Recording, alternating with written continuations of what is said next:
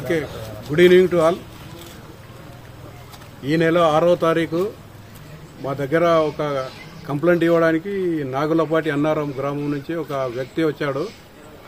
అంటే అతని పేరు బయటికి చెప్పడానికి ఇబ్బంది అవుతుందని చెప్పి చెప్పడం లేదు.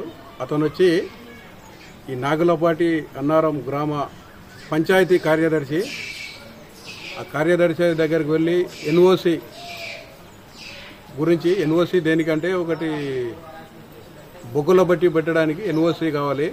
ఆ ఎన్ఓసి ఇస్తేనే ఫారెస్ట్ డిపార్ట్మెంట్ వాళ్ళు పర్మిషన్ ఇస్తారు.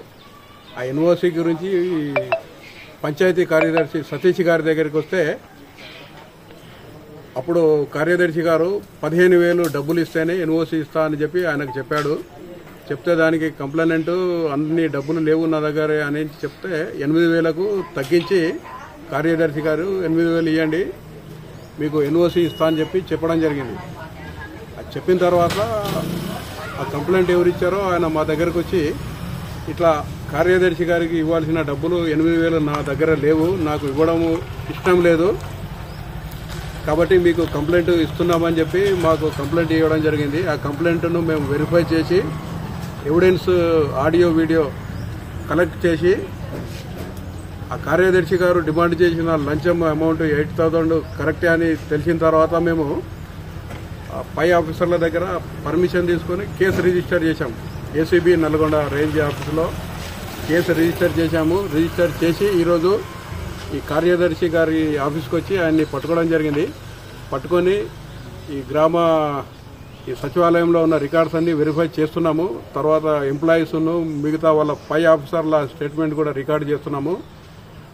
ఈ దర్యాప్తులో తెలిసింది ఏమంటే కార్యదర్శి గారు తాను చేయాల్సిన అఫీషియల్ డ్యూటీ చేయకుండా కంప్లైంట్ను లంచం డబ్బులు 8,000 అడిగి అతను ఇస్తలేడు కాబట్టి ఆ పని ఎన్ఓసి ఇవ్వకుండా ఆయన్ని 2 నెలల నుంచి తింపుతున్నాడని చెప్పి కంప్లైంట్ ఇచ్చాడు. దాని మీద కేసు ఈరోజు చేశాము. చేసి ఆ కార్యదర్శి గారిని కస్టడీలోకి తీసుకొని ఆయన్ని రేపు కోర్టులో ప్రొడ్యూస్ చేస్తాం. Okay, that's it. ఓకే, పై అధికారులు ఎవరు లేరు, ఓన్లీ కార్యదర్శి ఉన్నారు ఇందులో. దీని తర్వాత మీకు మీ ద్వారా ప్రజలందరికీ తెలియజేసేది ఏమంటే ఎవరైనా పబ్లిక్ సర్వెంట్ గవర్నమెంట్ అఫీషియల్ వాళ్ళు చేయాల్సిన పని చేయకుండా పబ్లిక్ దగ్గర డబ్బులు లంచం బ్రైబ్ డిమాండ్ చేస్తే ఏసీబీ టోల్ ఫ్రీ నంబర్ ఉంటుంది 1064. తర్వాత ఏసీబీ ఫేస్బుక్ ఉంటుంది, ట్విట్టర్ ఉంటుంది, వాటికి కంప్లైంట్ చేయొచ్చు. ఆ కంప్లైంట్ చేసిన వాళ్ళ పేర్లు ఎవరికి చెప్పకుండా బయటికి రాకుండా ఎవరి మీద అయితే కంప్లైంట్ ఇస్తారో వారిపైన చట్ట ప్రకారం విచారణ చేసి చర్యలు తీసుకుంటాము.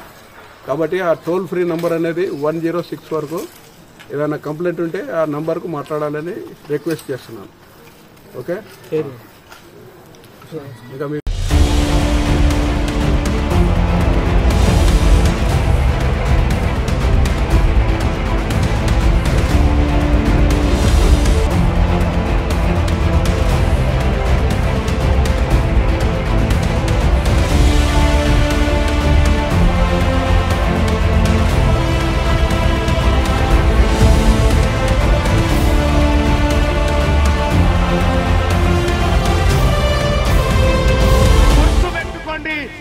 బీసీ సమాజానికి తెలంగాణ రాష్ట్ర బీసీ ప్రజలకు మీ బిడ్డ టీన్మార్ మల్లన్న ఖడ్గం పట్టుకొని ఉన్నాడు.